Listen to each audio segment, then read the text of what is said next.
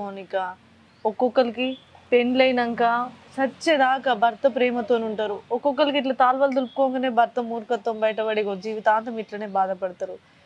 ఇక అర్థం చేసుకొని బతుకు ముందుకు పోవాలి కానీ బాధపడుకుంటుంటే ఎట్లా చెప్పు. కాదనే చెల్లె గోలు వేసుకున్నదా? ఇక ఇప్పుడే వేసిన అవునా? రొట్టెలు అయిపోయావేనా? చేసిన తినబెట్టే ఇక గోళీలు వేసిన గోళీలు వేసుకోలేదని ఆ ముఖం అంతా మీదకి వచ్చింది. ఏమైంది చెల్లె? అంత రంది వైపుకునేది మళ్ళీ ఏమైంది? ఏం లేదయ్యా, ఆయన ఇప్పుడు వచ్చి గిన్ని రోజులు అవుతుంది కదా బుజ్జి, ఒక్కసారి కూడా ఫోన్ చేయకపోయా. కొద్దిగా అటే మనాది పెట్టుకున్నట్టున్నది.